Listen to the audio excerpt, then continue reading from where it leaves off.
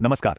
आज बात करते हैं महाभारत के उस एक पल की जहां एक महान योद्धा अपने जीवन के सबसे बड़े धर्म संकट में फंस जाता है और वहीं उसे मिलता है वो ज्ञान जो आज भी हमारा मार्गदर्शन करता है। चलिए इस कहानी के सार को समझते हैं। सोचिए, वो समय था महाभारत की युद्ध का।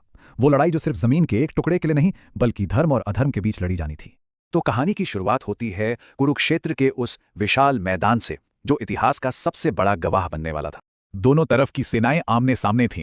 लाखों सैनिक अपने अपने ध्वज के नीचे युद्ध के लिए तैयार। हवा में एक अजीब सा सन्नाटा था, एक तनाव था। और फिर वो घड़ी आ ही गई। शंखों की ध्वनि से पूरा आसमान गूंज उठा। ये युद्ध की शुरुआत का ऐलान था। बस अब कुछ ही पलों में सब कुछ बदलने वाला था। लेकिन उस महासंग्राम के बीच एक और बहुत बड़ा युद्ध चल रहा था, और वो चल रहा था पांडवों के महान योद्धा अर्जुन के मन में। अर्जुन ने जब सामने वाली सेना की तरफ देखा तो उसका दिल बैठ गया।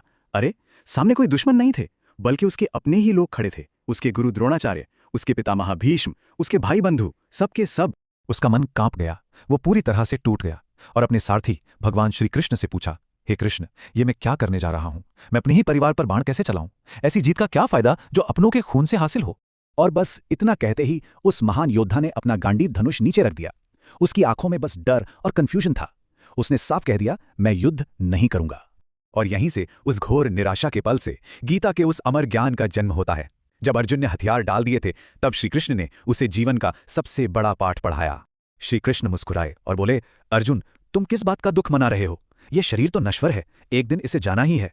लेकिन जो आत्मा है वो तो अमर है। उसे ना कोई शस्त्र काट सकता है, ना आग जला सकती है। उन्होंने अर्जुन को एक बहुत गहरी बात समझाई। उन्होंने कहा, जो हो चुका उसका शोक मत करो, और जो होने वाला है उसकी चिंता भी मत करो, क्योंकि जो हुआ अच्छा हुआ, जो हो रहा है अच्छा हो रहा है, और जो होगा वो भी अच्छा ही होगा। और फिर आया गीता का वो सार, वो महामंत्र जो आज भी दुनिया को रास्ता दिखाता है। कर्म पर ही तुम्हारा अधिकार है, फल पर नहीं। इसलिए फल की इच्छा किए बिना अपना कर्म करते रहो। श्री कृष्ण ने अर्जुन के सामने दो रास्ते रख दिए, बिल्कुल साफ साफ। बोले, अगर डर कर अपने कर्तव्य से भागे तो दुनिया तुम्हें कायर कहेगी, पर अगर धर्म के लिए लड़े तो चाहे जीतो या हारो, महान कहलाओगे। श्री कृष्ण के इन शब्दों का अर्जुन पर गहरा असर हुआ। उसके अंदर की सारी कंफ्यूजन, सारा डर जैसे छटने लगा। और देखिए कैसे एक ही पल में सब कुछ बदल गया। जो भ्रम था वो कर्तव्य में बदल गया, जो डर था वो एक पक्के संकल्प में बदल गया, और जो कमजोरी थी वो धर्म की ताकत बन गई। अर्जुन ने फिर से अपना धनुष उठाया, और इस बार उसकी आवाज में एक दृढ़ निश्चय था। उसने कहा, हे कृष्ण, मेरा मोह भंग हो गया है। अब मैं आपकी आज्ञा का पालन करूंगा। मैं अपना कर्तव्य निभाऊंगा।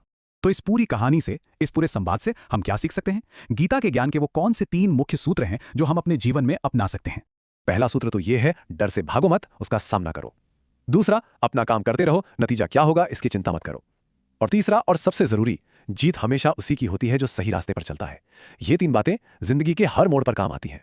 तो सबसे बड़ी सीख यही है, जब भी मन में डर आए या कोई कंफ्यूजन हो तो अर्जुन की तरह याद रखिएगा, जिंदगी की मुश्किलें हमें गिराने के लिए नहीं बल्कि हमें और ज्यादा मजबूत बनाने के लिए आती हैं। सवाल तो बस यही है कि हम अपने डर का सामना करते हैं या उससे भागते हैं।